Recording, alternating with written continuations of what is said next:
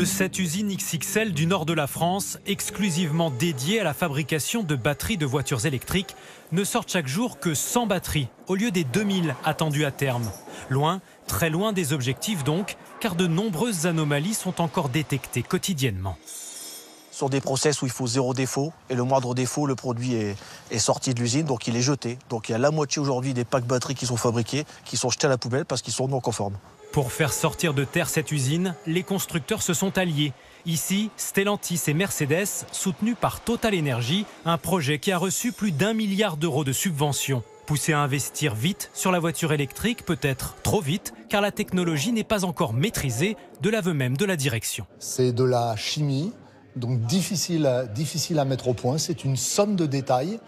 Et tant qu'on n'a pas traité tous les détails, on n'a pas 100% de cellules qui sont bonnes. En plein doute, le groupe vient de stopper la construction de ses usines en Italie et en Allemagne. C'est toute l'Europe des batteries automobiles qui est à la peine, à l'image du pionnier suédois Northvolt, obligé de licencier 1600 personnes, un tiers de ses effectifs. Comment expliquer les difficultés du secteur? Un choix industriel tourné vers les batteries haut de gamme qui coûtent cher, alors qu'aujourd'hui les clients demandent des modèles meilleurs marché, comme en fabriquent aujourd'hui les leaders chinois. Le prix de ces batteries leur donne un avantage compétitif. Donc les Européens se tournent aussi vers cette technologie qui rogne un peu sur l'autonomie, mais permet quand même un avantage de prix important, surtout au moment où les subventions s'arrêtent.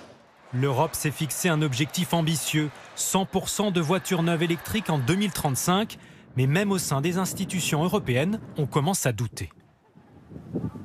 Soit on n'atteint pas l'objectif parce que c'était trop ambitieux, ou soit on atteint l'objectif via l'importation des voitures qui viennent de la Chine ou des États-Unis. Et bien évidemment, ça a un impact sur l'industrie, sur les gens qui travaillent à l'heure actuelle dans l'industrie automobile en Europe.